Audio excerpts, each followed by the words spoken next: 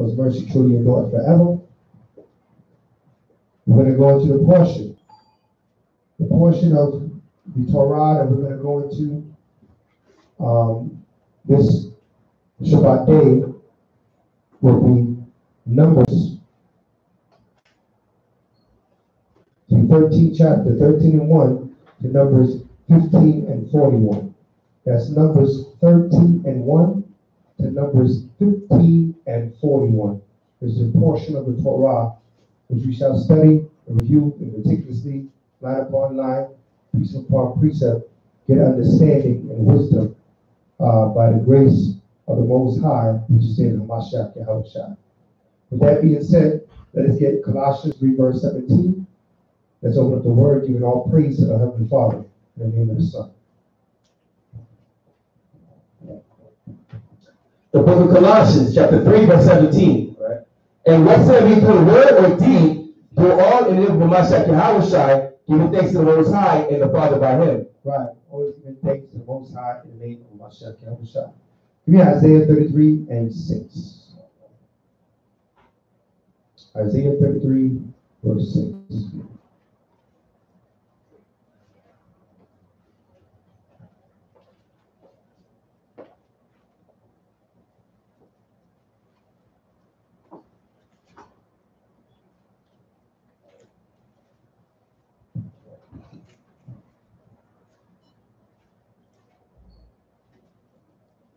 The book of Isaiah, chapter 33, verse 6. And wisdom and knowledge shall be the stability of thy times, Right.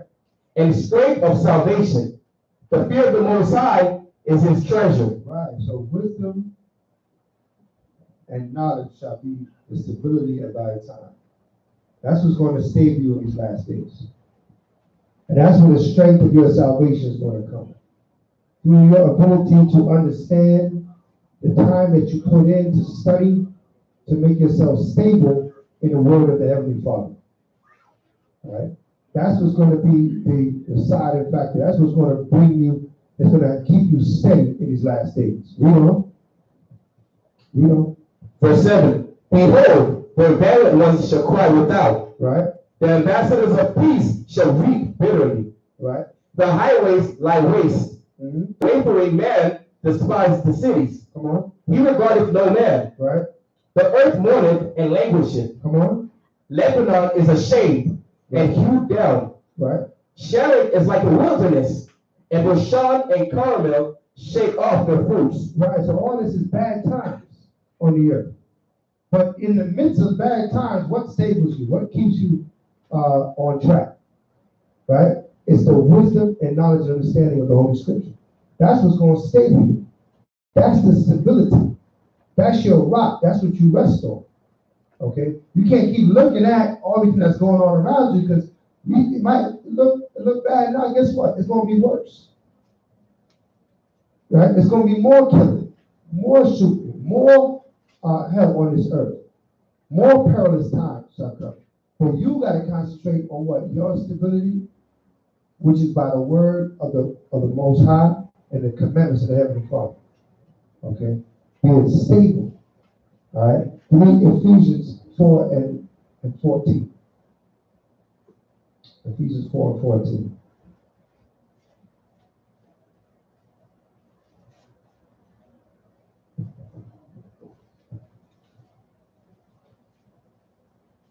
The book of Ephesians, chapter 4, verse 14. That we henceforth be no more children, right, tossed to and fro. Right, so we can't be getting tossed to and fro anymore. Now we got to be stable, knowing the Lord's doctrine, knowing who we are, knowing we the Hebrew Israelites, knowing that we got to keep the commandments of the Most High. Right? Nobody can take that from you. There's no doctrine, there's no understanding that can take that away from you. That understanding has to be stable in your heart and your mind. And the only way it's going to be stable is if you study. If you don't study, somebody can come with some strange doctrine and have you all twisted up. Jehovah's Witness come to your house and have you, ready to sign up, right? Because you don't study. So it's our responsibility. The Bible tells us the words in here will stay with you, but you must study. All right? You know? And carried about with every wind of doctrine. And be carried about with every wind of doctrine. Whenever doctrine comes, and you going that way. Last week you was, our people, they jump from church to church. Is that Baptist church, the Methodist church, Seventh-day Adventist, Jehovah's Witness? They're all over the place. Right? But when you learn the truth, there's no more. There's no more wind of doctrine. There's just you improving in your knowledge, wisdom, and understanding. Growing in the spirit of the Most High. Growing towards the Father. That's all you're going to do. You can't go back to being Muslim anymore, right or wrong. Right? You can't go back out there. It look crazy out there now. Once the Most High show you the truth, everything else just look like nonsense. Right? You don't even know, you look back, you can't even remember when you was thinking, praise the Selassie at first. Right? Knowing that is nowhere in the Bible. Okay. All these things our people have done over the years, when this truth comes, it all goes away. That is only wisdom, knowledge, and understanding. Read on. By the sleight of men and cunning craftiness, whereby they lie in wait to deceive. To do what? To deceive. They lie in wait to deceive. All these doctrines are waiting for you. Trying to what? Trick you up. Trying to deceive you. Trying to fool you into believing something else. To trusting someone else. Trust in the Most High Yahweh. Don't trust nothing else. Read on. Verse 15. But speaking the truth in love may grow up into him in all things. Right. If you speak the truth in love, in the love of the Most High, the love of your brother, right? What is love according to the Bible? What is love? Let's get a definition of love in the Holy Scripture. Give me 2 John, the 6th verse. 2 John, the 6th verse. The book of 2 John, chapter verse 6. And this is love. And this is what? And this is love. All right, so the Bible is going to define love for you. And this is love. A lot of people say the word love. It's a nice word to say. Right? Feels good when somebody says love to you. Right? But do they even understand the love that they're talking about? Do they know how to love? The Bible defines love. Read. That we walk after his commandments. That we do what? That we walk after his commandments. That's real love right there. Right? Those of us that know old school, Mary J. Blige said she wanted real love. Right? She sang a song about it. Real love. Right? That's old school. Now you show your age if you know what I'm talking about. Right? But the only real love is in the scripture. Real love is the commandments. So if I love you, guess what? I'm not going to steal from you. I'm not going to try to rob you. I'm not going to try to murder you. I'm not going to try to commit adultery with your wife. I'm not going to try to feed you unclean foods, destroy your vessel. Right? I'm not going to try to have you out there slaving 7 days a week because I got to give you the Shabbat. Right? That's love. But these industries and these jobs got you pushing, got you out there on a Shabbat day working, that's not love. That's labor. Okay, that's not love. Love is keeping the commandments. Okay, read that again. The book of 2 John, verse 6. This is love, right? That we walk after his commandments. Read on. This is the commandment that has ye have heard from the beginning. From when? From the beginning. From the beginning. So this is not the new being spoken of John. This is what we heard from the beginning. Let's go to the beginning and see. Okay. Get Leviticus 19:17.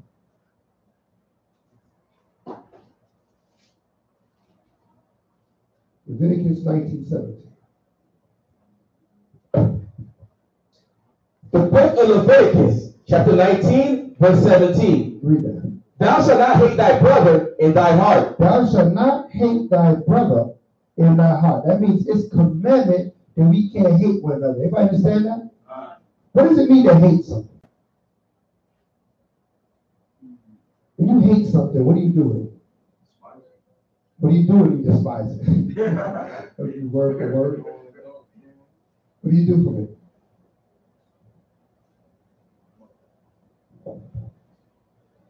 Listen, just break it down in simplest form. Let's say there's a food that you hate. What's a food that you hate? Tazaka.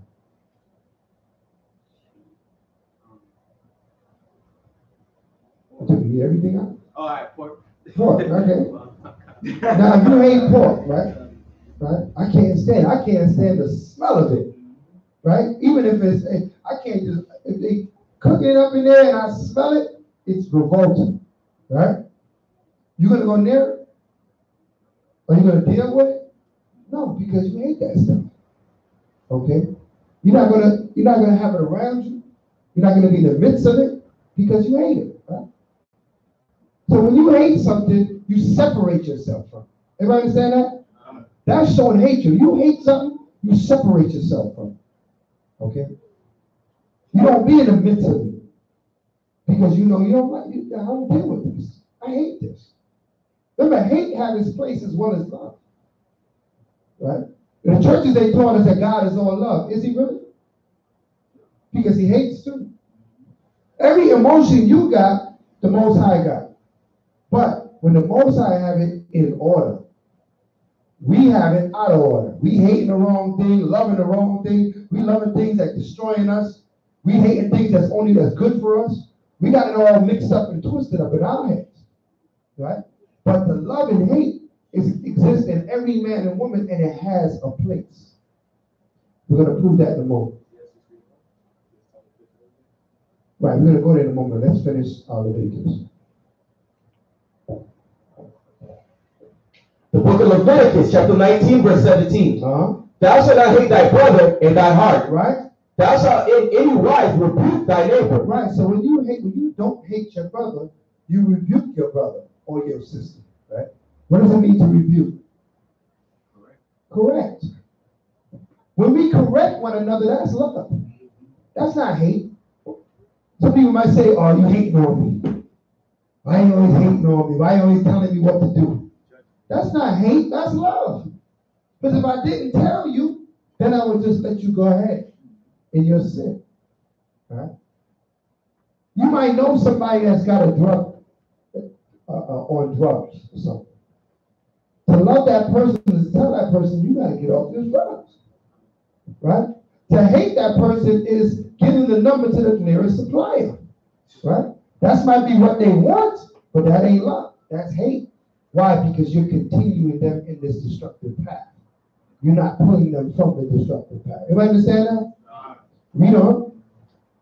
Thou shalt in any wise rebuke thy neighbor, right? And not suffer sin. After what? And not suffer sin. And not suffer sin, read on. Upon him. Upon him. Upon your neighbor. Upon your brother. Upon your sister. You see them doing something that's wicked, you ain't supposed to encourage that. Because if you encourage it, you're suffering sin upon that person. You're allowing that person to continue in their wickedness, even though you know better. What kind of friend is that?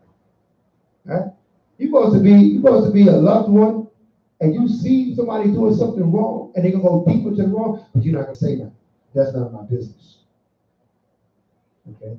That's the wrong mentality. All right? When you're showing love, you got to say something. You have to say something, or else what? You're suffering sin. You're now in the transgression. People don't make themselves witnesses. The Most High makes you a witness. And when the Most High makes you a witness, now you got to do the duties of a witness. Okay? You witness a sin, wickedness go down, you're supposed to correct that.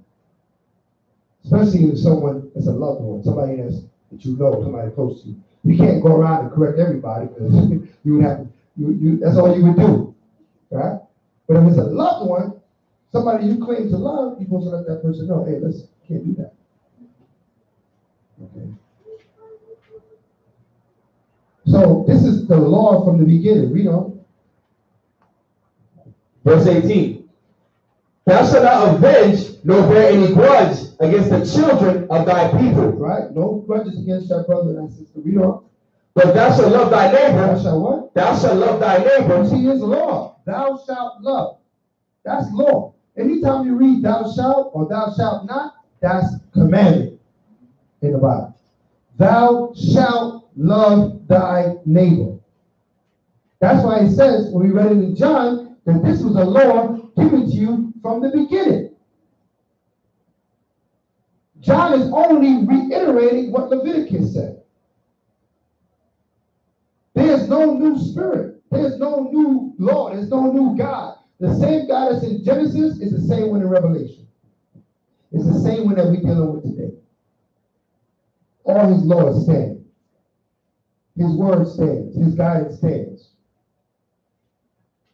His blessings and his curses still stand. Okay?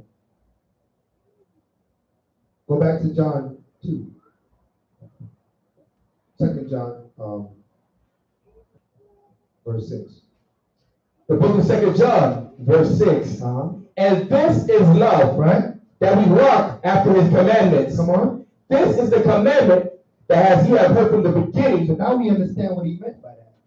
This is the commandment that you heard from the beginning, because we just read it in Leviticus. Read on. Ye should walk in it. Right? Read on. For many deceivers are entered into the world. Many what? Many deceivers are entered into the world. Right, so you're there trying to love like the Most High said love, but you got all these deceivers around you, telling you to love things that you're not supposed to love. Right? How are you supposed to, how you want to love sin? Right? Hold that and give me Psalms 97 verse 10. Psalm 97 verse 10.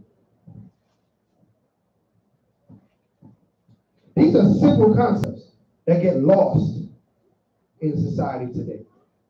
They don't know how to love. They don't know when they hate. They don't know what's going on. Well, we're going to correct it according to the Bible. Read that. The book of Psalms, chapter 97, verse 10. Read. Ye that love the Most High. Ye that what? Ye that love the Most High. If you love the Most High, read on. Hate evil. Hate what? Hate evil. You're supposed to hate evil. You're supposed to hate evil. You're supposed to hate homosexuality. You're supposed to hate murderers and rapists. You're supposed to hate these things. You're not supposed to love these things. Because if you hate it, what you're going to do? What was hate again? To do what? You're going to separate yourself from those things. You ain't going to get caught up in that stuff because you hate that stuff. Right? You're not going to have understanding. You're not going to regard those things. You're not going to, oh, well, maybe it was a reason. Forget about the reason. Somebody, a pedophile, you know what? You hate pedophilia. Right? Because that way you separate yourself from it right away. You want nothing to do with it. You condemn it. That's what you're supposed to do with it. Read that verse again. The book of Psalms, chapter 97, verse 10. Ye that love the Most High, hate evil. Come on. He preserveth the soul of his saints. He preserved the soul of his saints. You learn to hate that evil, the Most High is going to preserve you. He's going to preserve you. He's going to keep you, man. But you got to learn how to hate that evil, man. And sometimes it's difficult. Sometimes because it might be a loved one that got that evil in them. So how you separate that? Right?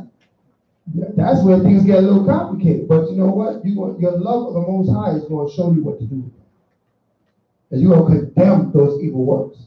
To the point where either that person is going to leave them evil works or they're going to get from around you. One of the two. All right? But you're not going to have it. Okay? Give me Ecclesiastes, the 3rd chapter. I read 3 and 1. The book of Ecclesiastes, chapter 3, verse 1. Come on. To everything there is a season. Right. To everything there is a season. What does that mean? A season is a dispensation of time. Okay? To everything there is a season. There's a right time for everything. All right? Read on. And a time to every purpose under the heaven. Right. Certain things are not all the time. Certain things have its correct time and when they're supposed to be performed. Right? That's where understanding comes into play. Because you can get knowledge, you can get wisdom, but that understanding is letting you know what time. Is this the right time? We know that the nation's going into captivity. Everybody understand that, right? But you gotta wait for the right time. Right? You can't decide to put them in captivity now. All right? Because this is not the time. Read on. A time to be born, Right? and a time to die. Come on. A time to plant, and a time to pluck up that which is planted. Read on. A time to kill, and a time to heal. Come on. A time to break down, and a time to build up. Read on. A time to weep, and a time to laugh. Come on. A time to mourn, and a time to dance. Come on. A time to cast away stones, and a time to gather stones together. Read on. A time to embrace, and a time to refrain from embracing. A time to get, and a time to lose. A time to keep, and a time to cast away. Come on. A time to rend, and a time to sow. A time to keep silence, and a time to speak. Come on. A time to love, and a time to hate. Everybody see that? Everything has its time. Even love and hate has a time. The Most High told us to cast our hate on evil. He told us to love our brother, to love our sister. Most importantly, he told us to love the Most High. That comes first. Okay? Hate the evil. Right? Matter of fact, what's that? Hate the evil and love the good?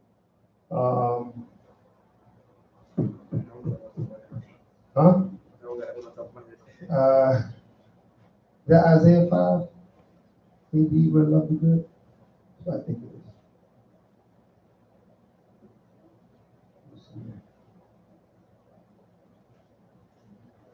And so establish judgment in the groups.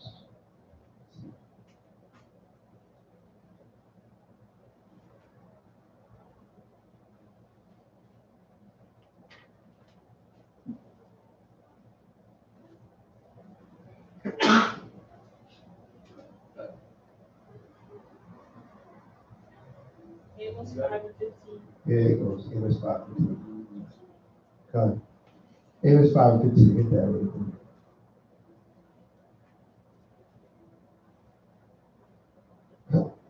Again, Micah 3:2 after that.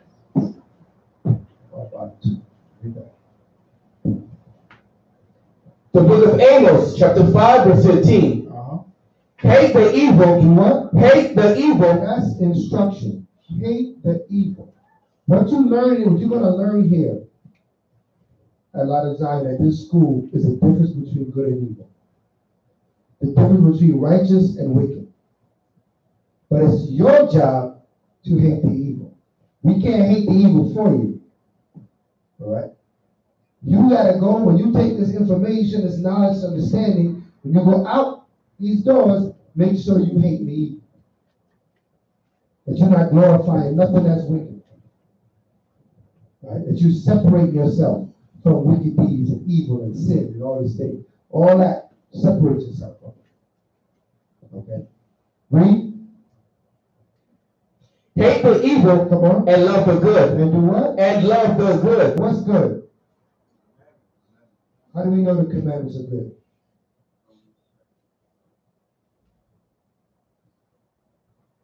Somebody give me a precept.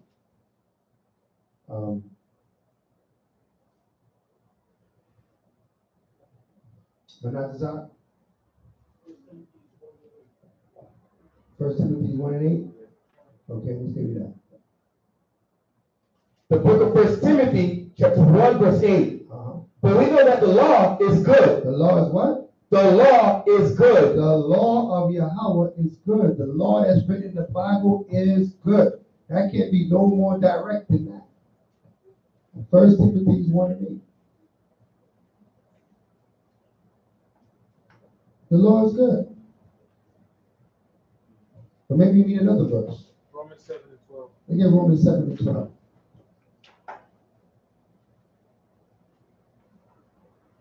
We get these verses, so this what? This defends you when you're defending your decisions in this word. When people come to you and say, why are you doing that? Well, this is what's good. What you're doing is not good. Well, how do you know what I'm doing is not good? Very, very simple. Go to the scriptures. Let the Bible speak for you. Now we don't got to speak our own words. The right verse is more powerful than anything that you can say. Everybody understand that? His word is more powerful than our words. Okay. We have to study and be stable so we can use his words. Read that. The book of Romans, chapter 7, verse 12. Come on. Wherefore the law is holy. Right. And the commandment holy. Come on. And just. Right. And good. It's holy, just, and good. So now you got it in two places. Let you know what good is. Go back to Amos 5 and 15.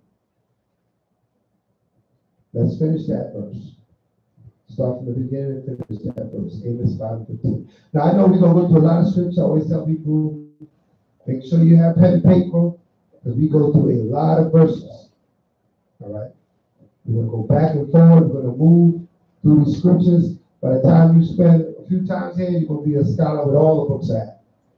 All right? Because we go through every book in this Bible to show forth that what? There's only one spirit throughout the whole scripture. It's not two spirits. One spirit. Okay? Read that.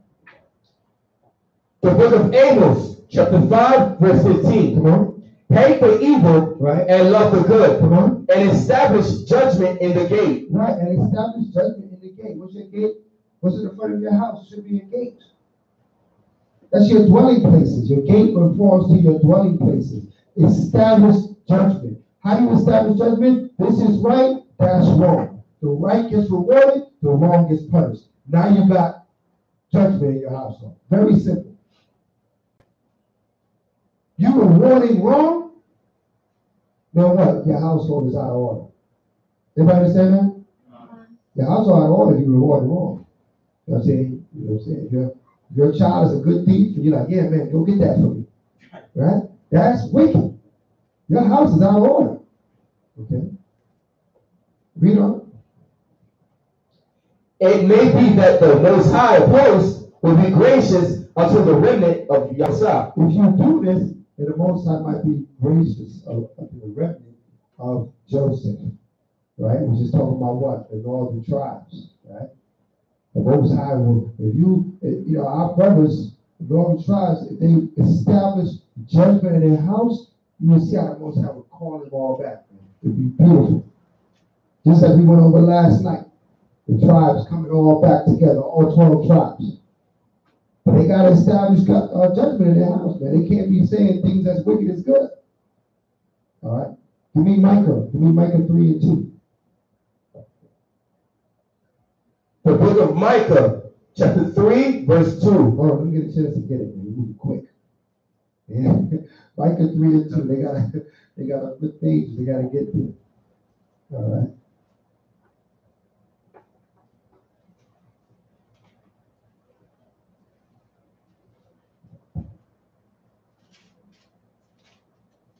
Read that.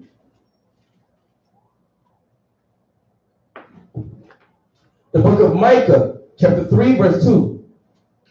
Who hate the good and love the evil? Who pluck off their skin from off them, and their flesh from off their bones? Right. Who hate the good and love the evil? That's the question. Who does these things? A lot of our people love evil. They love it. If it ain't about some money or some, some sort of lust or something, they get excited. Right? When you bring forth the good, they say something wrong with us. Right? They say we're teaching hate. We're a hate group now. Right? Because we're trying to show them love. We become a hate group. All right? You got to be mindful of all these devices out here trying to deceive you into thinking that what you're doing is wicked. The Bible is your only tool. It's your defense. When people want something to say, let's go to the scripture. You can argue back and forth points and thoughts and ideas with somebody, but everybody got an opinion, huh? We all got opinions. And that can be argued. But the scriptures stand correct. It stands alone. It's perfect. Use the Most High's perfect word, and you have nothing to worry about. And those that call evil good, give me Isaiah 5 and 13. Won't you that call?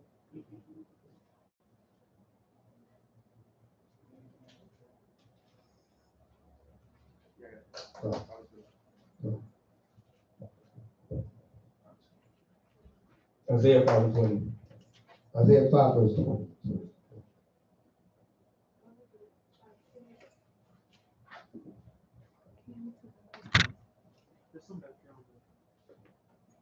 The book of Isaiah, chapter 5, verse 20. Woe unto them that call evil good, right, and good evil. Come on. That put darkness for light, and light for darkness. So what does it mean by woe unto them? What is woe? It's destruction. So all of those that want to oppose good, they're setting themselves up for what? Destruction. If they want to come against good, they are jeopardizing their life. Because the Most High said, woe unto them. Read that again. The book of Isaiah, chapter 5, verse 20. Woe unto them that call evil good, right, and good evil. And good evil. Do not call evil good and good evil. And see, it's out there on the corner, we bringing out this truth, and they say, our brothers is evil. As if we out there trying to get paid or something. We already out there to wake our people up to what the Most High said. How could that be evil? All these pastors out here with these mega churches telling people a whole bunch of lies so they can pack the church. And the only law they can remember is the law of tithes. Right? 10%, that's all they can remember. Right? Everything else is done away with. That's good. Right? They want to write books, make a fiasco out of the Bible. You know what I mean? Can't, just looking forward to the next Tyler Perry movie. Huh? That's all wickedness. Because there's no instruction in righteousness being given. There's a false sense of righteousness. Okay? We have to be mindful of these things. Don't get caught up in those spirits. Read on. That put darkness for light, and light for darkness. That put darkness for light and light for darkness. Read on.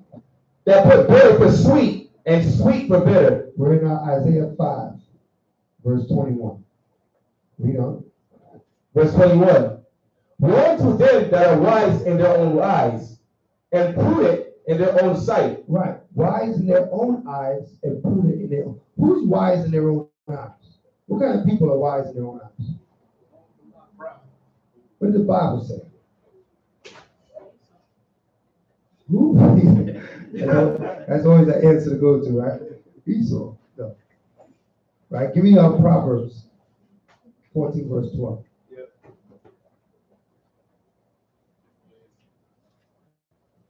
Who's wise in their own eyes?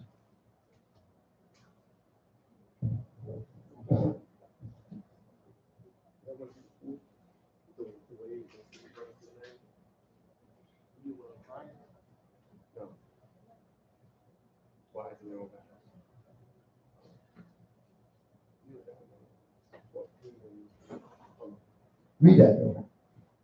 Another one. The book of Proverbs, chapter 14, verse 12. There is a way which seemeth right unto a man, but the end thereof are the ways of death. Right. The ender of the way. See, the man see things a certain way. And it seemed fair, it seemed right. 12, 15, that's what it is. Right? But that's not the right way. They're being dismayed by their own eyes, by their own desires, their own thoughts. Okay? Also give me 12 and 15. Proverbs.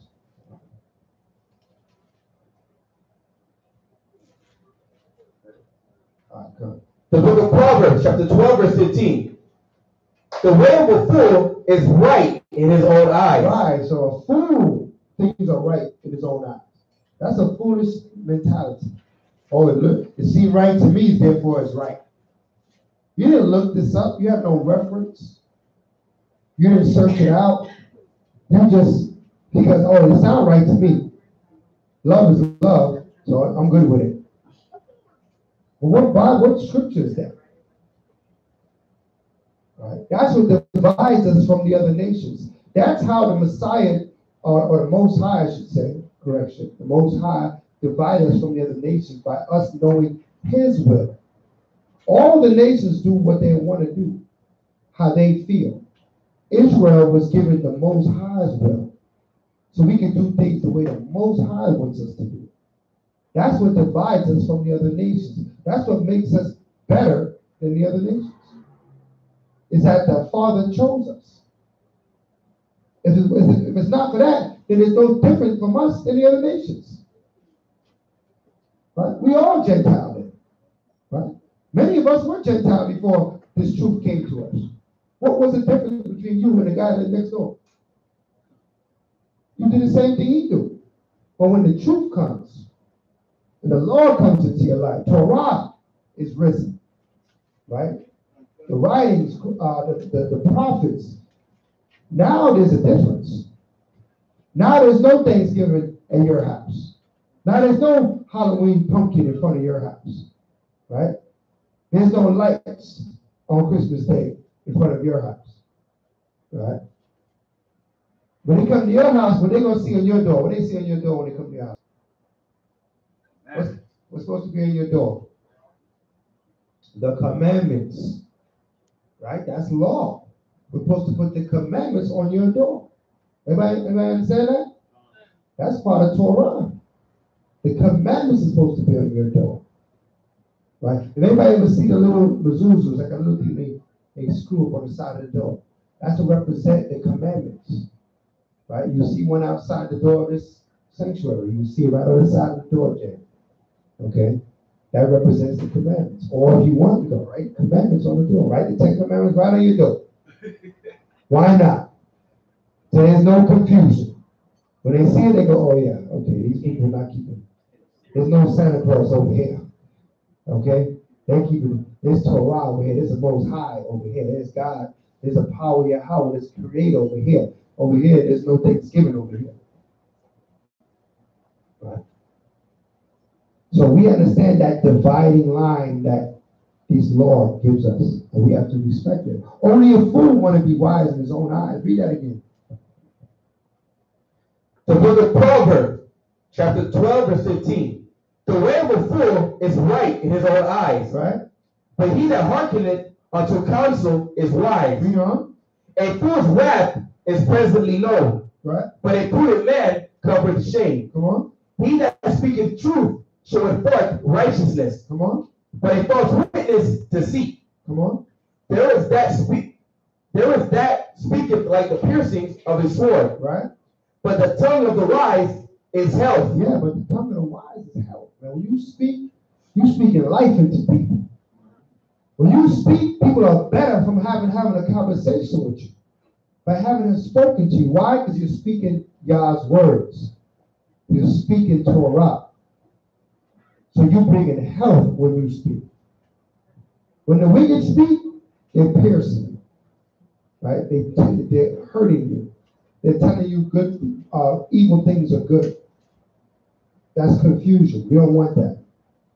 Somebody tell you it's good to steal, right? And try to justify it somehow. You have to what? You have to rebuke that spirit. Right? Because that's against Torah. It's against the commandments of God. Okay? So we understand. Only a fool. Now what's a fool according to the Bible? What makes somebody a fool? Give me Psalms 14 verse 1. Let's see what makes somebody a fool. Everything is defined in the Holy Scriptures. Okay? Everything is defined. There's a verse for every situation, every understanding. Okay? Psalms 14 verse 1. Read that. The book of Psalms, chapter 14, verse 1. The fool has said in his heart, there is no Most High. There is no what? There is no Most High. Read it the way it's written. There is no God. Right. The fool said in his heart, there is no God. So when you're a foolish statement, a fool is one that does not believe in God. You understand that? You're just a straight fool. People say, well, I'm atheist. I believe in science. I'm a Scientologist. Right? I believe in the Big Bang Theory. You're just a fool. You're just telling me that you're a fool. That's all you're saying. They believe in energy. I believe in energy. It's an energy in the universe. I believe in the universe. I heard that one too. Right? Foolishness. According to the Bible. Shanta? What about people that at one point they did believe in God, but then they decided, well, I don't believe in God anymore? Because I've noticed that a lot of our people, including my family members, which I recently learned, have decided to turn away from God and not believe in God. It's like, I don't understand that. Because even before we learned our identity in the Black community back in the 60s and the 50s, everybody heavily believed in God. Right. It's like this generation, my generation, is moving away from God and they're raising their children to do it. And it's like, I don't understand it. It's like a lot of our people are waking up to truth and learning our true identity. That's good. I've noticed that. But a lot of our people at the same time, I've noticed a lot of our people are turning away from God. Absolutely. And that's signs of the time that we're living in. That's what's hard. Because the line is being drawn in the sand. Like in the time of Moses. I'm not understanding how people can walk away from God. God has done too much for me. Well, a lot of times, what you don't understand is that a lot of people, they didn't walk away from the Most High God. They walked away from religion. They walked away from a lie to another lie. They're being tossed to and fro by wind of doctrine. A lot of people say they lost faith in God because God was not taught to them according to the scriptures. They learned some other God. They didn't learn the one and true God, the God of Abraham, Isaac, and Jacob, the God of Israel. So what they're walking away from is this belief in, or their unbelief becomes they believe something that wasn't true in the first place. Okay? Give me, Romans 3. Romans 3. Romans 3 and 1.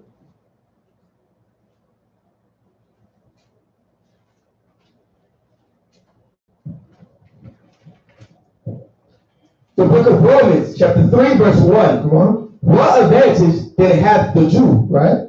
Or what profit is there of circumcision? Come on. Much in every way. It's very profitable. See, a lot of times we underestimate. You knowing you're a Jew is very profitable to you.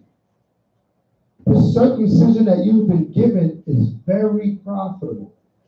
It allows you to see through things, to not be moved, to be stable.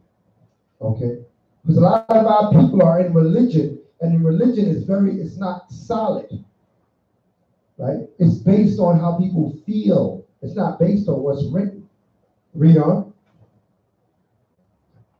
Much every way. Right? Chiefly, read on. Because that unto them were committed the oracles of the Most High. I mean, the laws was given to those that the Israelites. Read on. So what if some did not believe? And why is it some don't believe? Some say, I don't believe in the Bible. I don't believe in this and that and the third. Read on. Shall their unbelief make the faith of the Most High without effect? Even though they say they don't believe, guess what? They still got to live the same laws, statutes, commandments, whether they like it or not. They just going to be breaking them. A lot of people see atheists don't. If somebody's an atheist, that doesn't mean God disappears. He's still there, right? His creation is still here. His power is still here. The fact that person don't believe doesn't change anything. Nothing changes. All it does, it keeps them from coming out of the darkness. That's all it does. It holds himself back. Okay. A lot of times people, they push this unbelief as if it's going to change something. But I don't really believe in that anyway, so I'm going to go do this. Okay, well then you're going to reap the curses for doing those wicked acts. But you don't get it. There's no getting out of the situation. As long as you're on the earth, and we say Bible, basic instructions before leaving earth, right? Bible. Once you're on this earth, you're susceptible to what the Bible says, whether you believe it, understand it, accept it, or not. It takes those that do believe and understand it and accept it to now know how to move in this time, know what to do and what not to do. But if you choose to be lost, that's up to you, right? But it don't change anything. Read on. For what if some did not believe? Read on. Shall their unbelief make the faith of the Most High without effect? Come on. God forbid. God forbid. No means no, it doesn't. Read on. Yea, let the Most High be true. Let the what? Let the Most High be true. Let the Heavenly Father be true. Read on. But every man a liar. Every man a what? A liar. So if anybody says they don't believe in God, they just a liar. When they're about to die. Yeah. When they're about to die, guess what? Oh God. Right? When stuff start blowing up, the first thing they're going to say is, oh God. They remember God that day. Right? As soon as that calamity come on them, God come flying out their mouth. Right? Go ahead. Blasphemy of the Holy Spirit, that's like an unforgivable sin, right? Right. So if someone at first didn't believe, but then did believe, you see, you have to understand what it means to blaspheme the Holy Spirit. That's not unbelief. Unbelief is unbelief. Blaspheme the Holy Spirit is two totally different things. Okay? Blaspheme the Holy Spirit is like, it's like, what is it? Judas Issachar, all right? Who was awoken and knew who the Mashiach was. He knew that was Christ, right? He wasn't under any false assumption, right? He knew this was the Son of the Most High. He supped with him, walked with him, seen the miracles and everything, and still his greed had him go against the Messiah, right? He went against the Holy Spirit that was imparted upon him. A lot of our people, they don't have the Holy Spirit. So they don't know the Most High. The Most High hasn't opened himself to them. So that's not blaspheming the Holy Spirit. That's just ignorance. That's just darkness. That's just things of that nature. Okay. But not to stop. Second Peter what?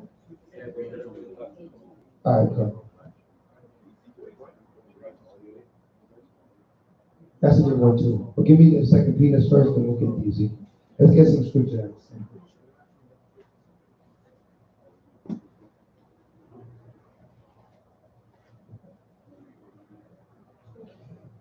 The book of 2 Peter, chapter 2, verse 21.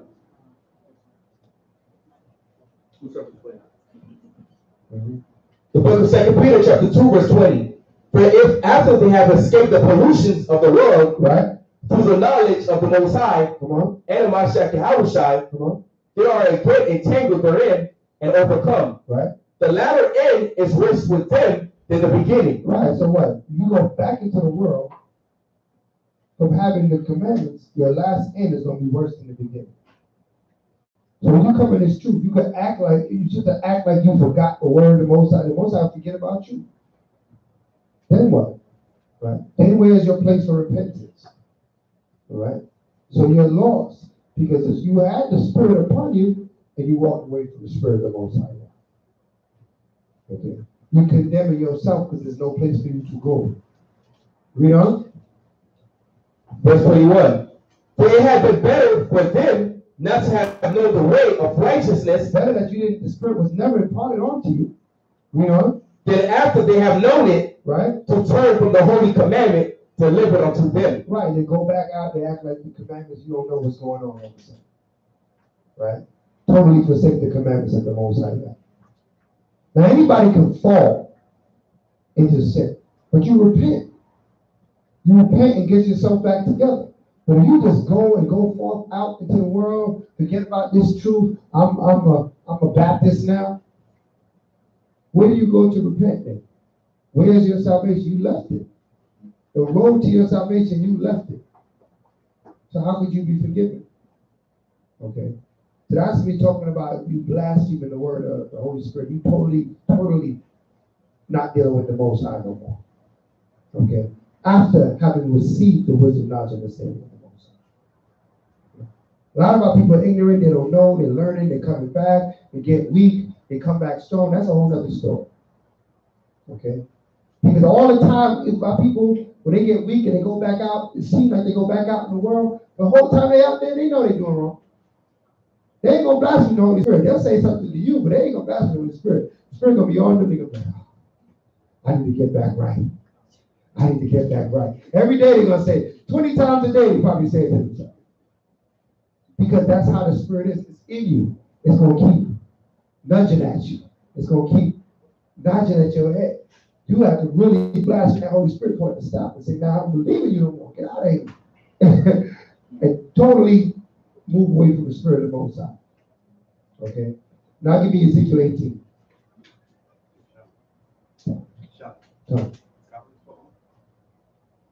Conference call? No, I don't have a conference call. Yeah, we just do the.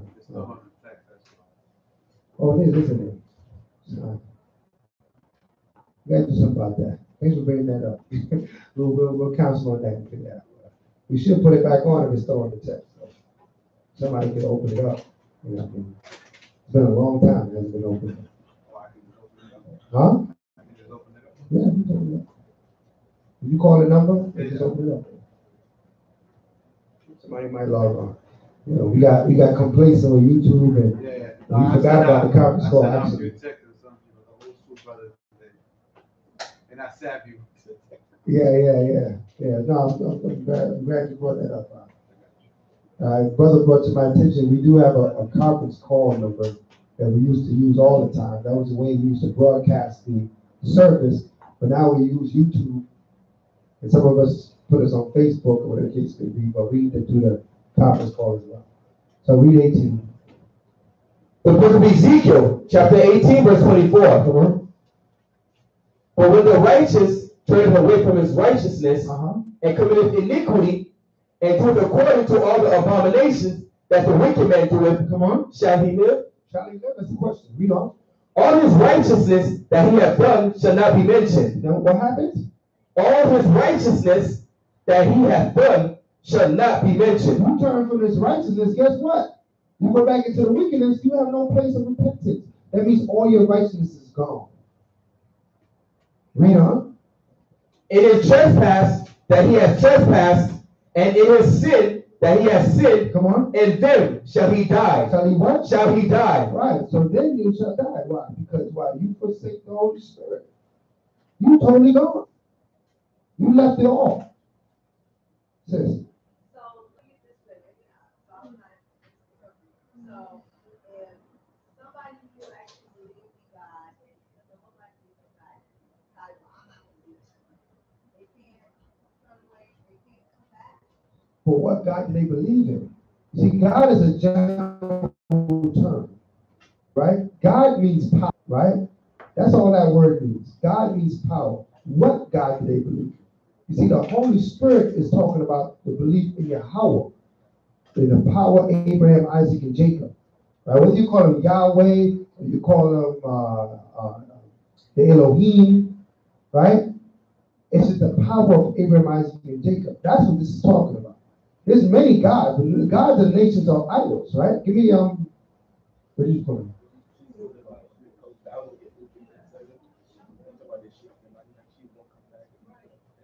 All right, we'll get that, but first give me Psalm 96. Psalm 96, thank you. Yeah, that was my train of thought. Psalm 96, verse 5. Let's deal with this first. Because people say, I believe in God, doesn't mean they believe in God. Because some people, God is the almighty dollar. Okay? Some people, their God is their gun. Some people believe in goddesses. They worship women. All right? Some people worship men. So anybody can say they believe in God or they believe in church. They don't believe in God, they believe in church. They believe in a pastor. They don't believe in God. When you believe in God, you understand who God is. You believe in a particular God, the God of this Bible. Now you believe in God. When you believe what this word is saying, now you believe in God. All that other stuff is just fables. It's just fairy tales. You know. The book of Psalms, chapter 96, verse 5. All the gods of the nations are idols. All the gods of the nations are idols. Read on. But the Most High made the heavens. But there's one power that made the heavens.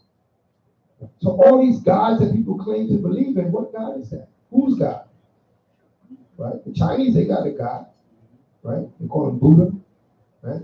Fat man sit there, always smiling. Right?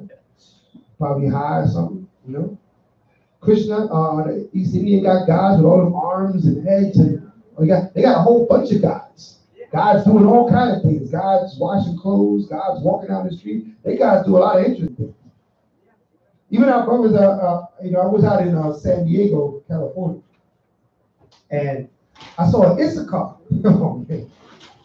Issachar got all kind of crazy guys, right? Guys riding bikes, they driving cars, all these guys all over the place. I thought, what's all these guys?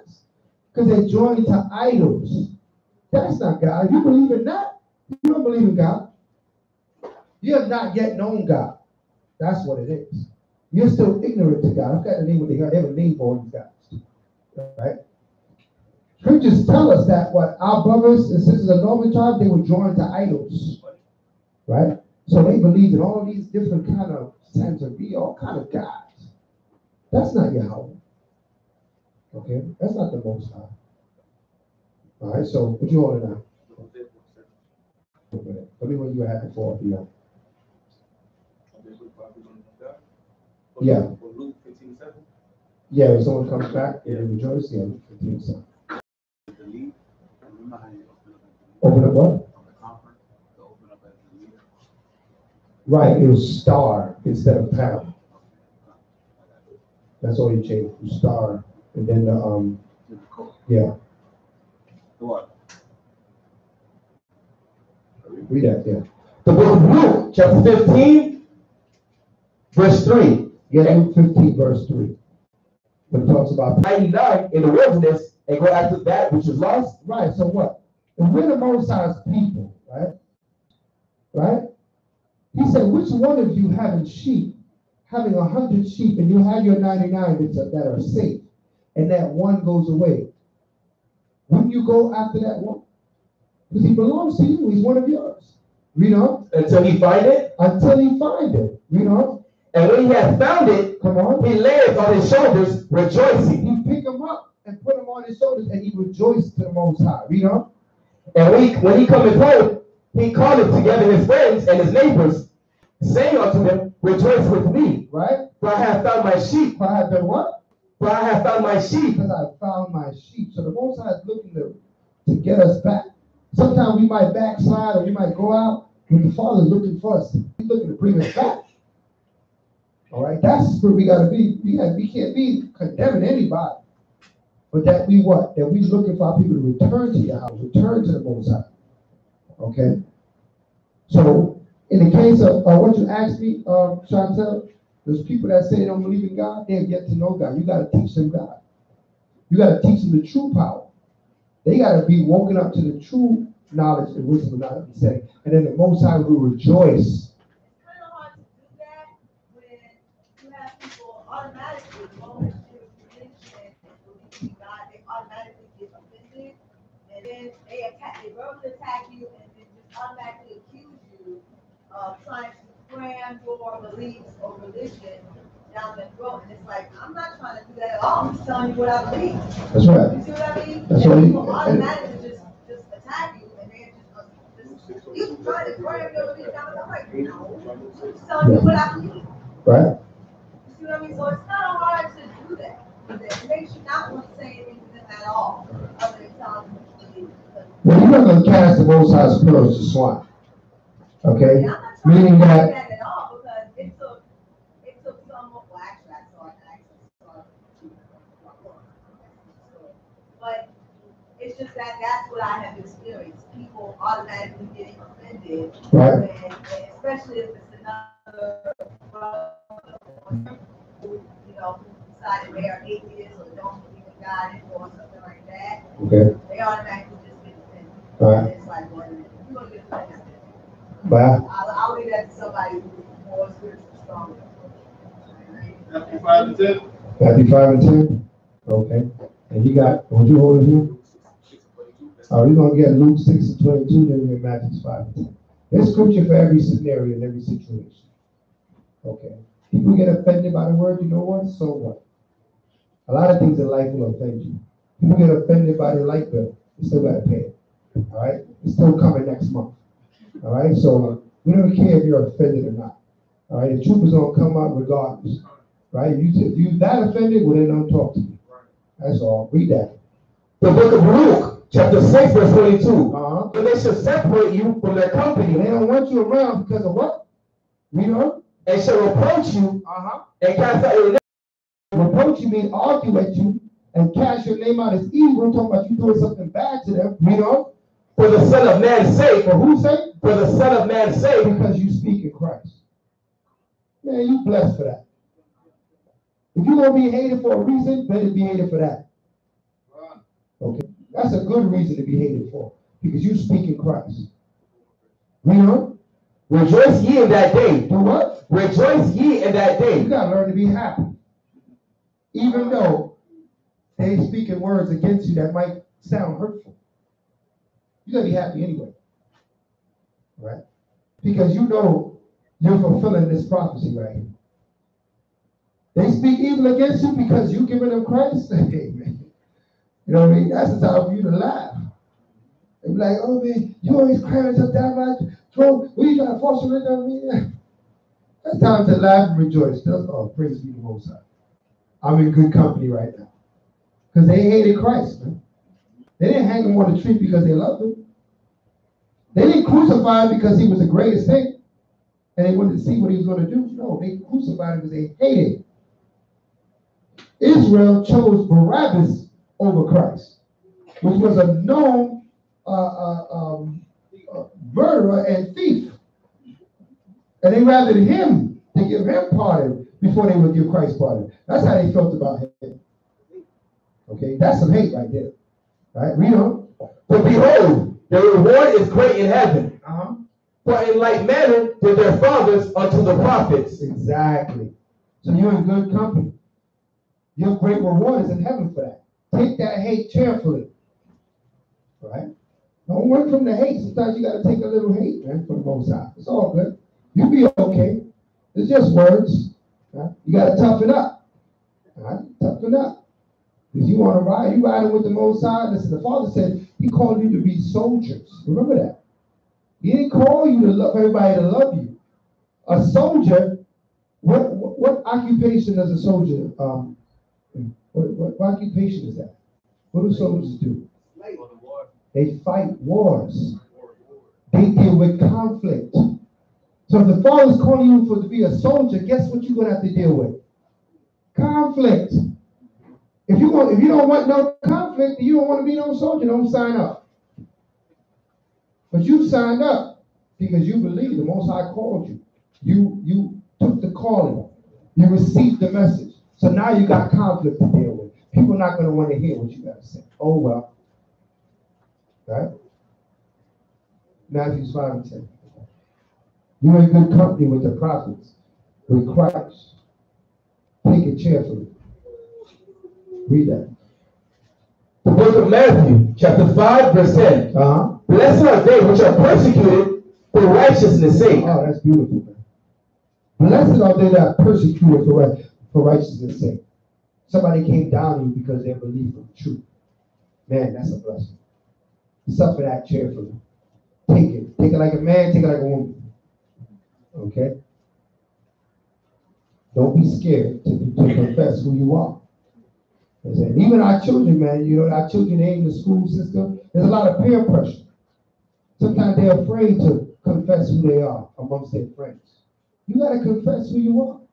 You're a Hebrew Israelite. You're not no Negro. You're not doing what everybody else is doing here. That's even more important for you to confess yourself. Where your fringes party. Confess the Most High Yahweh. They say, why you don't eat pork? Well, I'm allergic. You ain't allergic to no pork. You don't eat pork because it's an abomination. Thus saith the Most High, thou shalt not eat swine's flesh. That's why I don't eat it. That's what we got to train our children. So when they go to school, they have their defense. That they don't feel alienated and oppressed. And if they do, then they know how to stand up for themselves. Remember, he called us to be soldiers. He said an exceedingly great army, right? In Ezekiel. He said an exceedingly great army was awoken. You're that exceedingly great army. So you got to deal with some conflict. That's the kind of God we serve. He's a man of war. Okay? So, why do some people believe that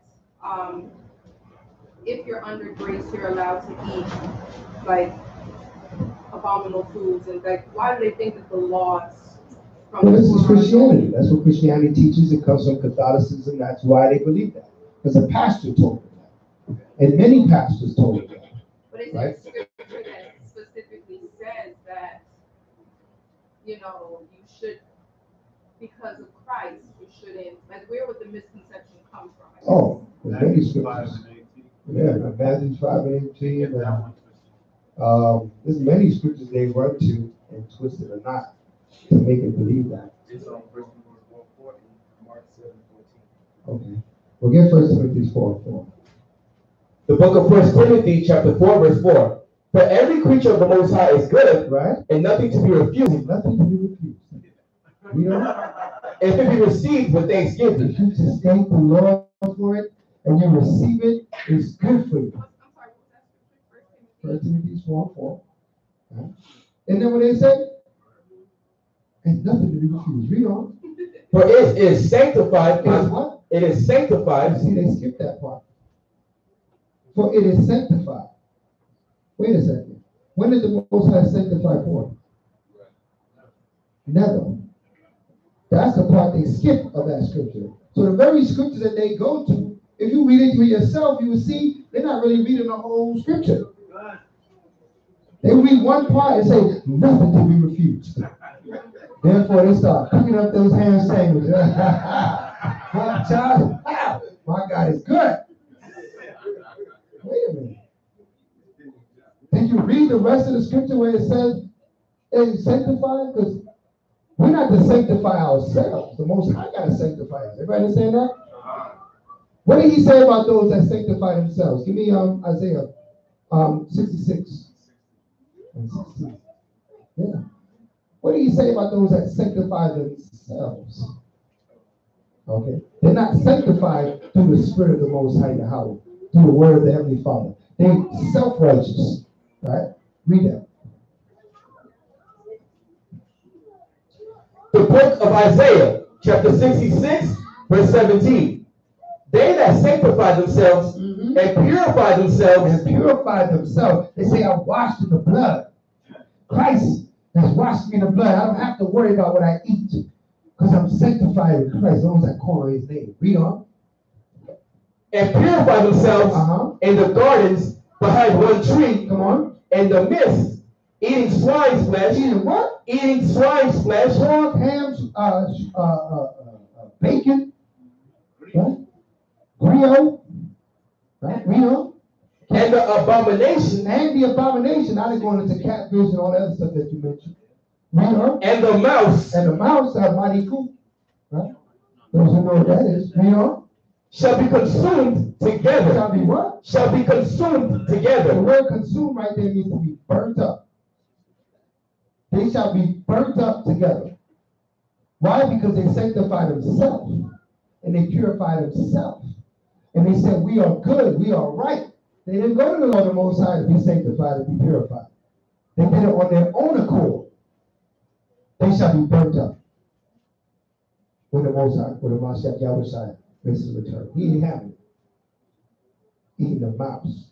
Talking about possum and rabbits too. And all kinds of stuff like that. Most High ain't with that. You have to turn your back on the commandments of the Heavenly Father. All right? Go back to the other one now. You call. Mark 7 and 14. There's another one that they use to justify eating unclean meat. Read that. The book of Mark, chapter 7, verse 14. Uh-huh. And when he had called all the people unto him, he said unto them, hearken unto me, every one of you, and understand. There is nothing from without a man that entering into him can defile him. Right. So they said, look, it doesn't matter what I eat. There's nothing outside of me that can come into me that can defile me. I'm still clean, as they say. Read on. But the things which come out of him, But the thing that come out of me, read on. those are they that defile the man. That's what defile the man. Read on. If any man have ears to hear, let him hear. Can I really think about that? They use that scripture, but they really read it for what it's saying. Because what comes out of a man? Huh? Right, that would be the case if it was talking about something physical. It ain't talking about physical. Read this verse again. There is nothing from without a man. Okay, go higher. Give me verse 12. The book of Romans, chapter 7, verse 12. 7 verse 12. And ye suffer him no more to do out for his father or his mother. Making the word of the Most High. 13. Verse 13. Making the word of the Most High of none effect through your tradition, which ye have delivered, and many such like things do ye. Right. And when he had called all the people unto him, he said unto them, hearken unto me, every one of you, and understand. Read. There is nothing from without a man that entering into him can defile him. Okay. But the things which come out of him, those are they that defile the man. Read on. If any man have ears to hear, let him hear. Read on. And when he was entered into the house from the people, his disciples asked him concerning the parable. Come on. And he said unto them, are you so without understanding also? Do ye not perceive that whatsoever thing from without enters into the man, it cannot defile him? Because he entered not into his heart, right, but into the belly, right, and goes out into the drought, right, purging all meats. Come on. And he said, that which comes out of the man that defiles the man, right, from within, out of the heart of men. Out of the what? Out of the hearts of men. So now, what can defile is what comes out of the hearts of men. Right? There's a physical digestive tract. Right? Things enter our digestive tract. Everybody in here, right? Hey, I don't need to put you on blast, but sometime during the course of this month, pork has got into your system. Right? Whether it was something in your toothpaste, whether it's something that's glazed over your bread, whether it was something where you got your meats from a place that they defile, the area is defiled, whether it comes into your system somehow, and somehow it goes out in the drought, meaning that it physically leaves your system. But you didn't have to say you can eat swine's flesh, because that word comes out of your mouth. That would defile you. So when someone says that, when they go to this scripture, you say, yeah, things can enter my system unaware. Sometimes we're eating food, we don't unaware that this cheese, that they would actually glaze cheese with swine. For what? But that's what they do, serving cheeses. You don't know that, all right? And the singles in the plastic, the joints alone, right? So these things we don't even know knowledge of. We have no knowledge of it. But are you unclean for it? No. Why? Because you didn't choose to go against the commandment of the Most High. You didn't say that the commandments are done away with. When somebody says they can eat whatever they want to eat, whether they eat it or not, they're unclean. Because what came out of them defiled them. Their word defiled them. Because it came from their what? From their heart. You see what I'm saying? So when that person says, oh, I can eat whatever I want to eat, as long as I pray, you're defiled from what you just said. She defiled before she ate anything because of what she said. Read on. Verse 20. And he said, that which cometh out of the man that defileth the man, for from within, out of the heart of men, proceed evil thoughts, adultery, fornication, murders, thefts, covetousness, wickedness, deceit, lasciviousness, an evil eye, blasphemy, pride, foolishness. All these evil things come from within and defile the man. So that all that comes from man and defiles the man. That's the ways of man. So if anybody living their own way, they're already defiled. To be undefiled means that you're doing the will of Yahweh. You're doing the will of the Most High. Okay? So that's how you can really defile you. So yes, if I eat some swine flesh by accident, I'm not defiled. Right? Once I'm brought to my attention, like I always bring up this story, Cuban bread, because I used to like Cuban bread, I should say. Right? I found that it's made with lard. Lard is what? It's pork, right? I had to what? I had to forsake it. You know what I'm saying? I had to forsake it because it's made with pork. But was I unclean all the time that I was eating it? No. Because I didn't know, right? I didn't know. Frosted Flakes. Who would have dunk it? Right? Oh, man. I'm about to ruin a lot of people's breakfast. Don't get to talking to me. I'm about to ruin it all. Right? That frosted stuff, that's pork. Yeah. Spread it over your little flakes. Dunkin' Donuts, I tell them about it. Well, Dunkin' Donuts is an argument. Because they say pork, they say not pork, not rabbit, duck. Right? Even though you shouldn't eat it, you can't technically say duck feathers are unclean, and I'll explain to you why. Okay. Right. Right. Because feathers of an animal can be plucked without the animal being dead. Therefore, the feathers are not unclean. Okay. So you can have like feathers in your pillow. Your pillow is not unclean. You know what I mean? Because you're using the feather from the animal. If the animal comes unclean when it is dead, now it's unclean. When it's alive, it's just another animal. When it dies, when it's dead, it falls under unclean laws. So you can't do certain things with this animal. Like you can't eat it. Okay? You can't wear the skins of it.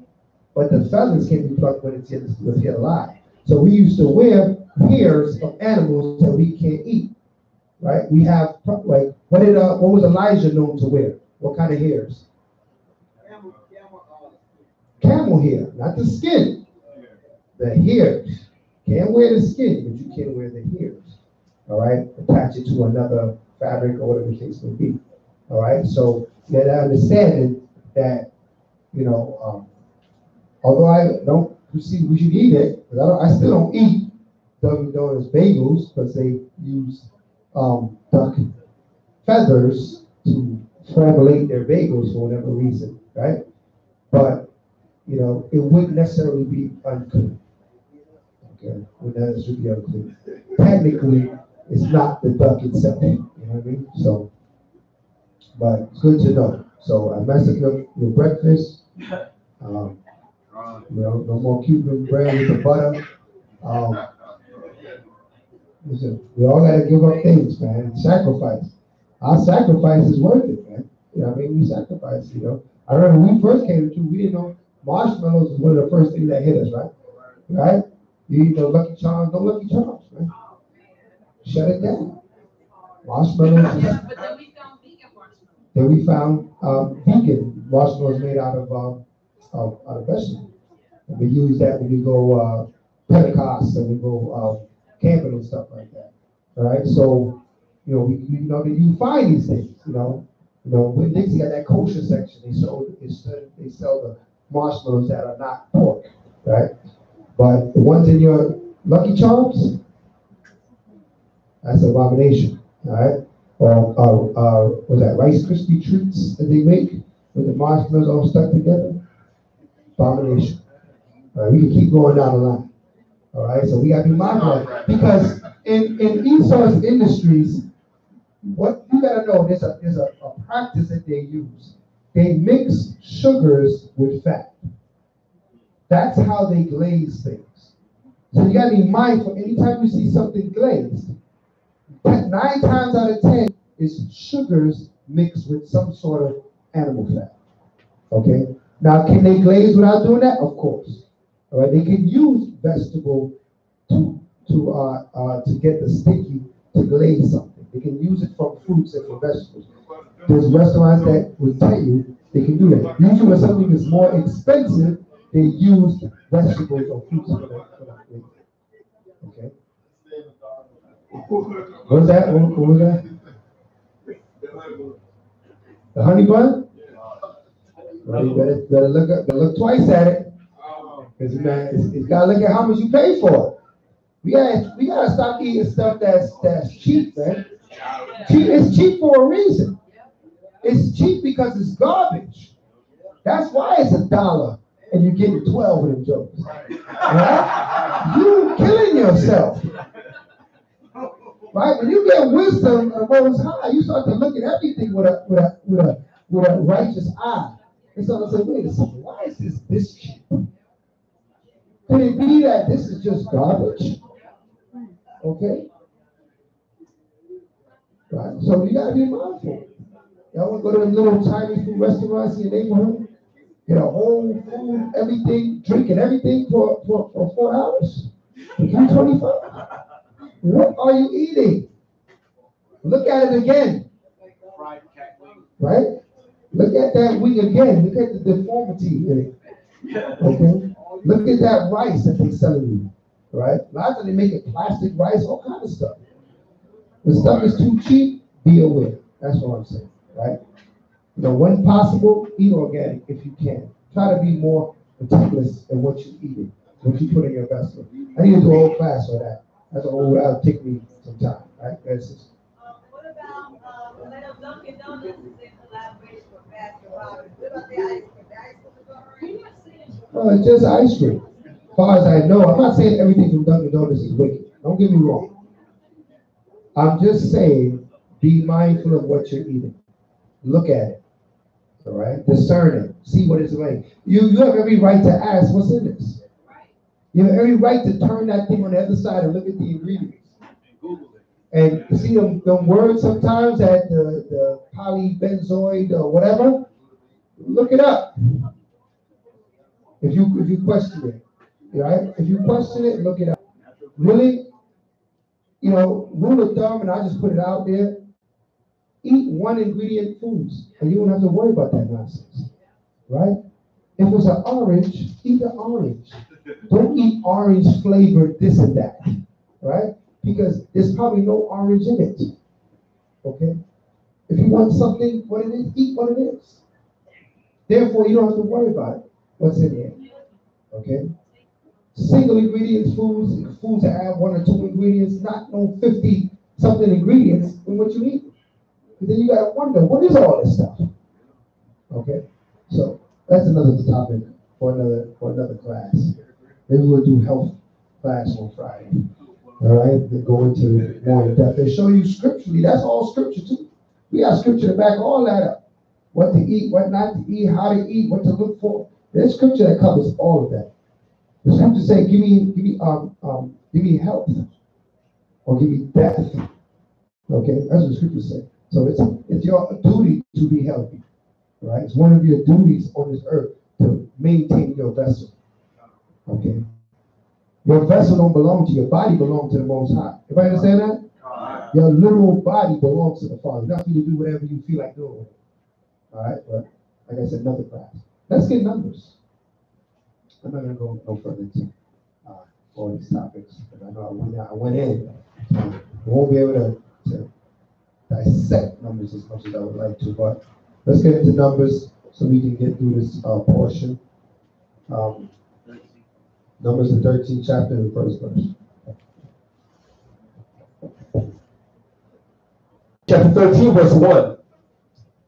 And he spake, and the Most High spake unto Moses, saying, Send out men that they may search the land of Canaan, which I give unto the children of Israel.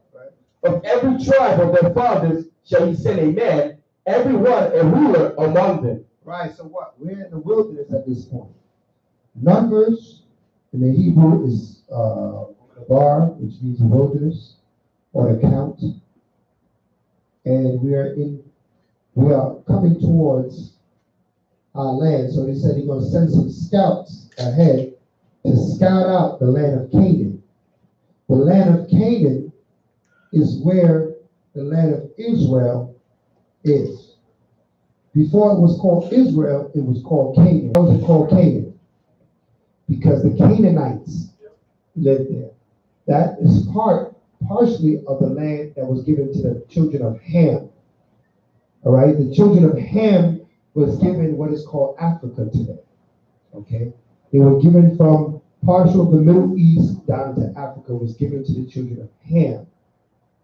Okay, the children of Shem were in Asia Minor, in Asia, and in North Middle East, and Japhet were given the isles going out towards Europe. Sweden, Norway, all that stuff was given to Japhet.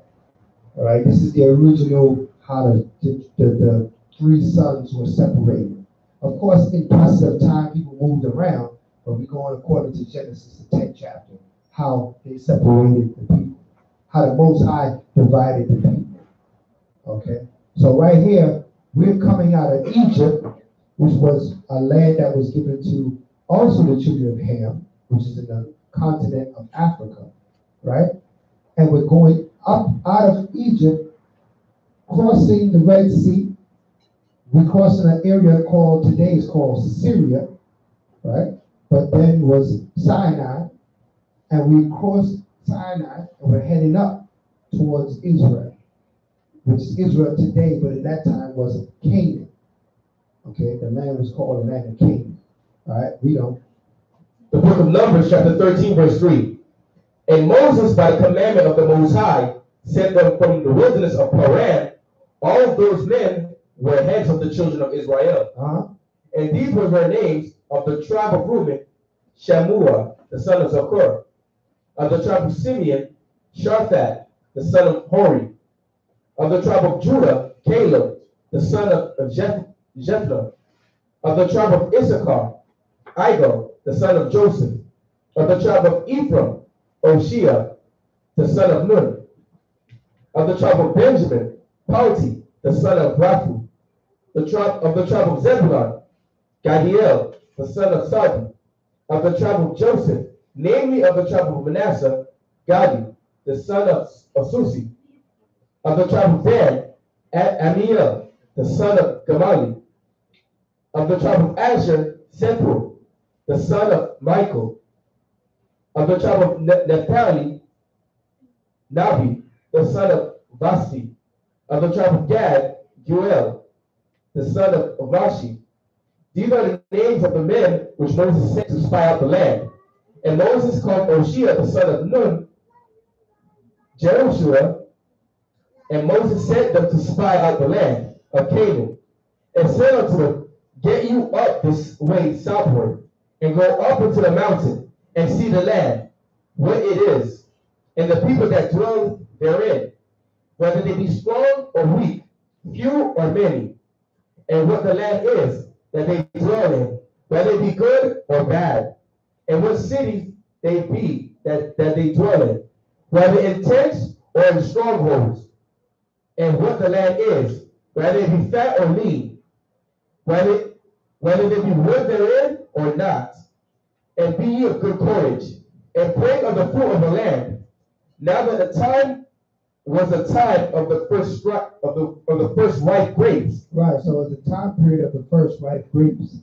That gives an idea of what time period of the year is, because everything was according to season.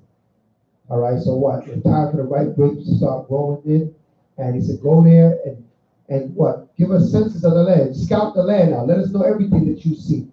Cities and people, and do they look like the Most High? Like they're hurting over there. They're looking strong. They're looking weak. We want to know what they're gonna get themselves into. So he sent these scouts ahead to see what's going on. Verse 21. So they went up and searched the land from the wilderness of Zin unto Rahab. Has men come to Hamath, And they ascended by the south and came unto Hebron, where Ahiman, Shisha, Talmai, the children of Anak were. The children of who? Anak. The children of Anak. So now the children of Anak were known by something. They were very large people, tall people. Kind of like, basketball players are taller than the average man now, right? So they were taller than the average man, all right? They were not giants like we see in the movies. All right, some people take this and go somewhere else in their imagination. They were taller than the average man.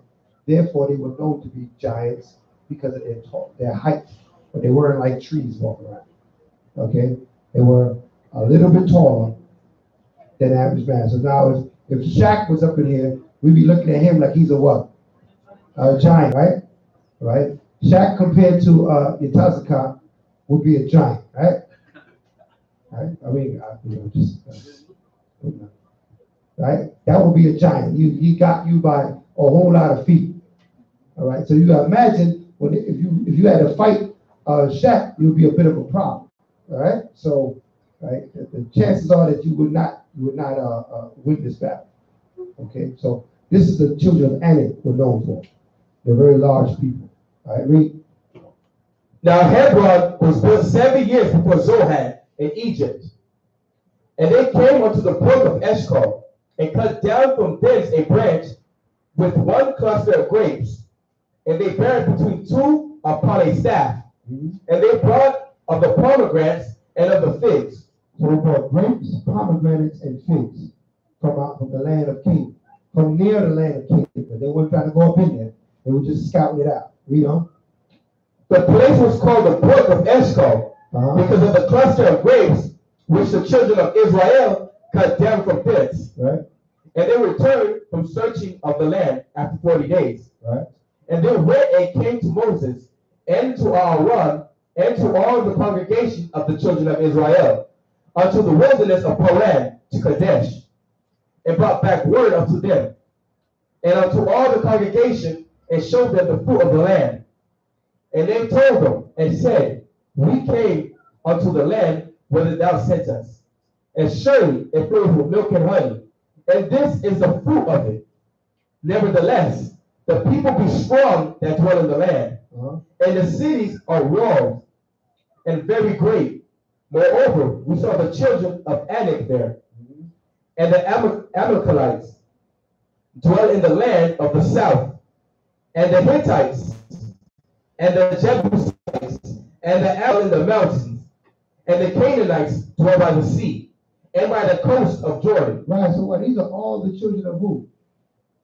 These are all Hamitic nations. Yeah. All of them. All these nations were over that area. Right? Had that area populated. Okay? So we said we see all these. We see the Hittites, we see the Jebusites, we see the Amorites, Canaanites, everybody was over there. You know?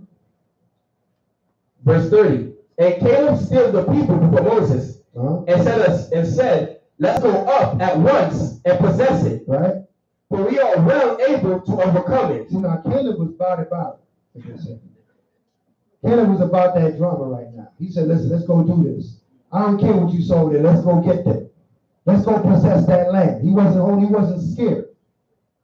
The people came back and report like, oh, we can't take these men. There's too many of them. Right?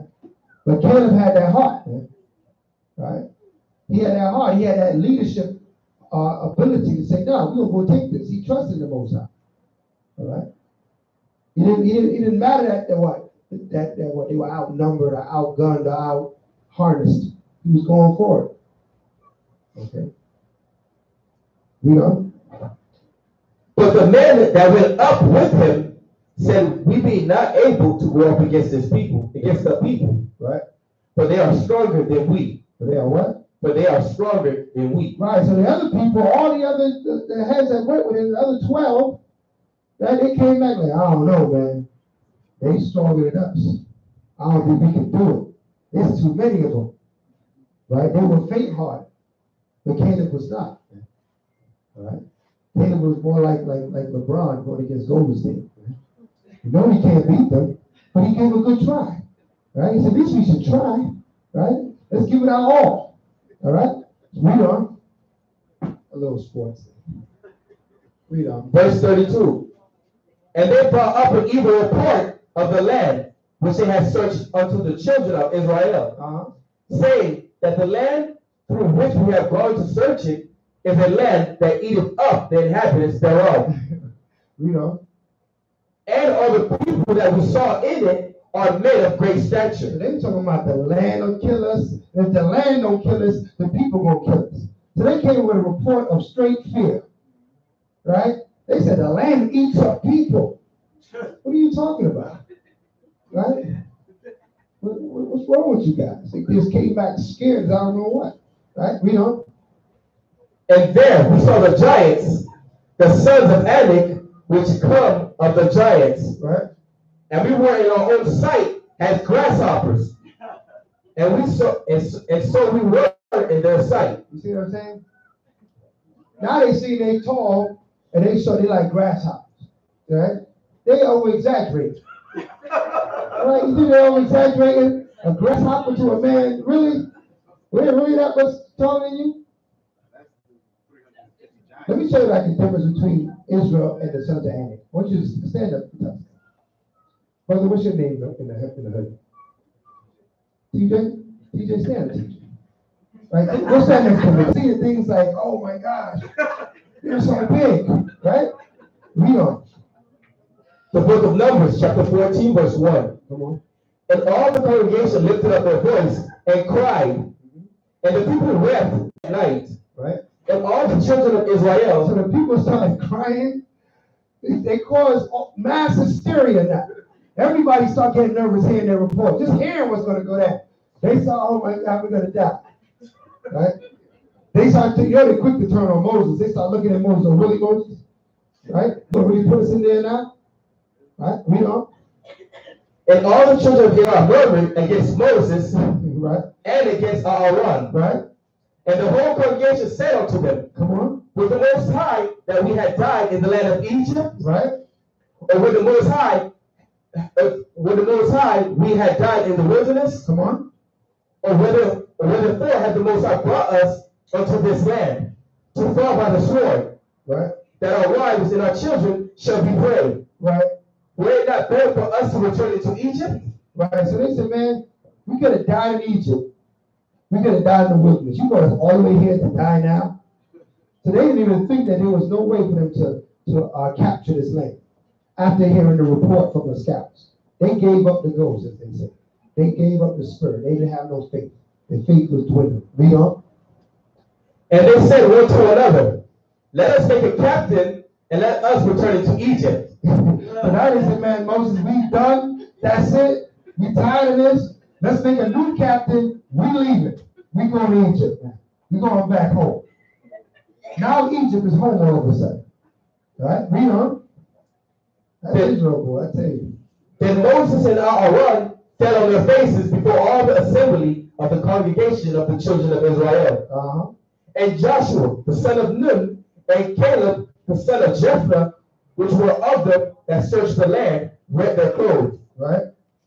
And they spake unto all the company of the children of Israel, saying, the land which we passed through to search it is an exceeding good land.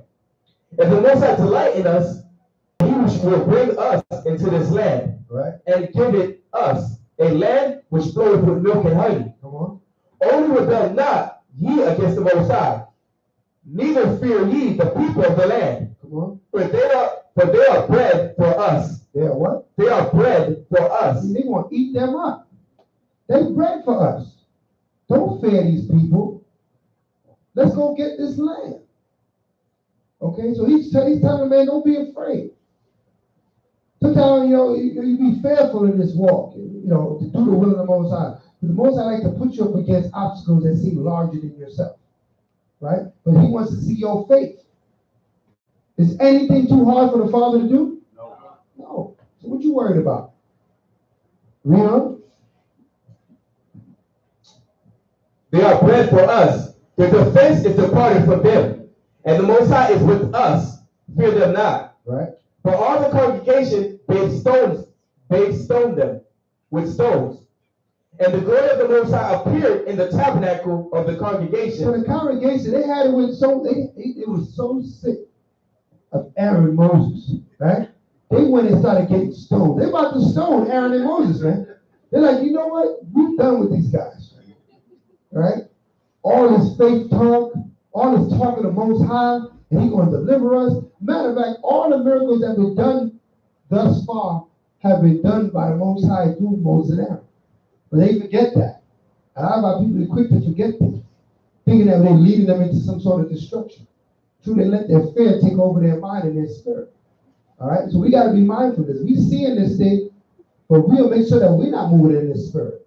And when the Most High put us up against an obstacle, that we don't get faint-hearted and start looking for another route, another way out, instead of going straight forward for the truth.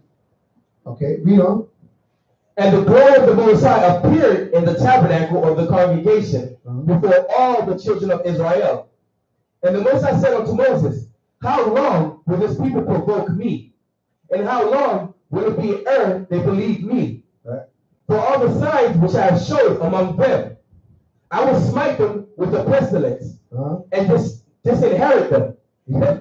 Go ahead. And will make of thee a greater nation and mightier than they. Come on. And Moses said unto the Most High, then the Egyptians shall hear it. For thou broughtest up this people in thy might from among them. So Moses was wise in dealing with the Most High.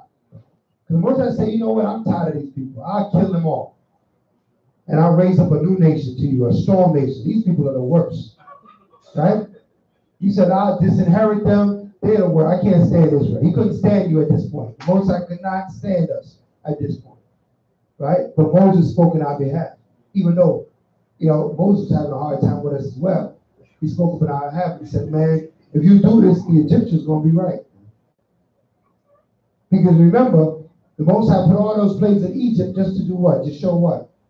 That He's a true living power. And all those gods the Egyptians believed in is nothing compared to Him. So now you're going to bring His children all the way out in the wilderness, all the way to the gates of our city, our town, and then give up on us now? So Moses said, you can't do that. Or you're going to make the Egyptians look better than us. Right? Verse 14. And they would tell it to and have great mercy, forgiving iniquity and transgression, and by no means clearing the guilty, visiting the iniquity of the fathers upon the children unto the third and fourth generation. Pardon, I beseech thee, the iniquity of this people, I beseech thee, the iniquity of this people according unto the greatness of thy mercy, and as thou hast forgiven this people from Egypt even until now. And the Most High said, I have a pardon according to thy word. But as truly as I live, all the earth shall be filled with the glory of the Most High. Right. Because all those men which have seen my glory and my miracles, which I did in Egypt and in the wilderness, and have tempted me now these 10 times, and have not hearkened to my voice, surely they shall not see the land which I swore unto their fathers. Right, so He said, with all these people that didn't want to trust in Me, they're not going to see the land. Their children going to see it, but they ain't going to see it. Moses said, I'll deal with that generation. Okay? So we cut them people, we going to cut them off before we get it to the land. Okay? Before they what? Their disbelief, their unbelief in the Father. Right? They're turning their back on Him. Blaspheming, right, the Spirit of the Most High. Acting like He can't do something. Neither shall any of them that provoke me see it, but my servant Caleb, right? Because he had another spirit with him, and had followed me fully. Him will bring it to the land whereunto he went, and his seed shall possess it. Right, so Caleb, because of his report and his faith in the Most High, he's the only one that was going to go from Egypt, right? Well, him and Joshua are the only two to go from Egypt to Israel, having seen both lands. Everybody that was born, everybody else that's entering, well, they were born in the wilderness. Right? They're going to be the only two heads that went from Egypt to Israel to see the establishment of Israel. Okay? So that was prophesied at that point. All right, read on. Now the Amalekites and the Canaanites dwell in the valley. Tomorrow, turn you and get you into the wilderness by the way of the Red Sea. And the Most High spake unto Moses and unto Aaron, saying, how long will I bear with this evil congregation, which murmur against me? I have heard the murmurings of the children of Israel, which they murmur against me. Say unto them, as truly as I live, saith the Most High, as ye have spoken in my ears, so will I do unto you. Your carcasses shall fall in this wilderness, and all that were numbered of you, according to your whole number, from 20 years old and upward, which have murmured against me. Doubtless ye shall not come into the land, concerning which I swore to make you dwell therein. Right, you're not going to make it into the kingdom. So they made it all the way out to the wilderness and not going to make it to the kingdom. And that's going to happen again. Not everybody that can make it to the wilderness in this way is going to make it into the kingdom. The scriptures say he's going to purge out the rebels from among us. All right, so that prophecy is also prophesied of the wilderness to come. So the main thing, you got to remain faithful. No matter what happens, what goes down, the Most High counts your righteousness as your faith. If you unto the Most High, because he's stuck with the Most High no matter what. Okay, that's the spirit you got to have. Everybody understand that? Tell me where you at. The book of Numbers, chapter 14, verse 30. Doubtless, ye shall not come into the land concerning which I swore to make you dwell therein, save Caleb, the son of Jephthah, and Joshua, the son of Nun. Right. But your little ones, which he said shall be a prey, them will I bring in, and they shall know the land which ye have despised. But as for you, your carcasses, they shall fall in this wilderness. And your children shall wander in the wilderness 40 years, and bear your whoredoms, until your carcasses be wasted in the wilderness.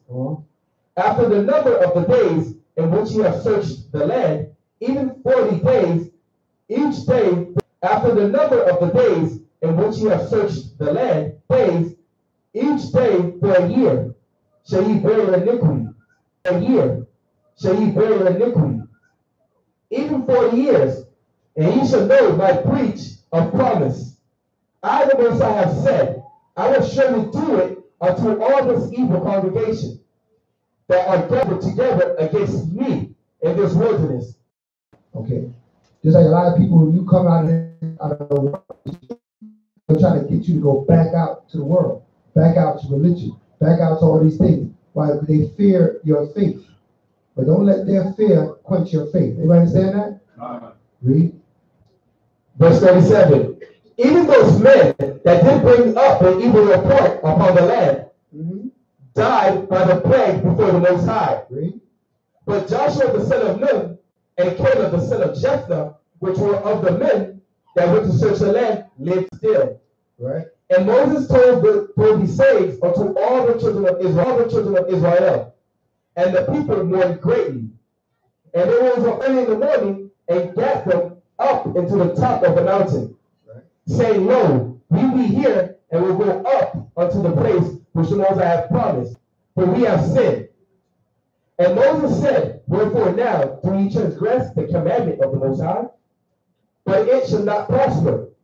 Go not up, for the Most High is not among you, right, that ye be not smitten before your enemies. For the Amalekites and the Canaanites are there before you. And ye shall fall by the sword, because you are turned away from the Most High. Therefore the Most High will not be with you, but they presume to go up unto the hilltop. Right. Nevertheless, the ark of the covenant of the Most High, Moses departed not out of the camp. Right. Then the Amalekites came down, and the Canaanites which dwelt in that hill, and smote them, and discomfited them, even unto Hormah. Right, so what? They went up hastily, because now they know they got to go up. So they said, all right, we'll just go up there. And Moses said, don't go up yet, because the Most High ain't with y'all. Right? They went up anyway, and then what? The Most High had these nations slaughter these brothers because of their wickedness. Right? So what? What we learning here is that, yo, you gotta have faith, but you gotta do things according to the Most High's time. It's not your time, it's the Most High's time. The scriptures say, wait ye on me to rise up to the prey. We can't rise up to the prey until the Most High say it is time. Everybody understand that? We will know for sure that it's time when the time comes. There ain't gonna be no question. All right. So with that, it's right now 2:44. We're about to enter the 15th chapter. I think the 15th chapter is just that 15th chapter. So we're gonna take a break right now. We're gonna take a half an hour break, and then we're gonna continue with the 15th chapter. So you can stretch your legs, do what you gotta do, and eat your lunch, and then we'll come back at about 3:30, and we'll pick it up in chapter 15. Okay? Hallelujah.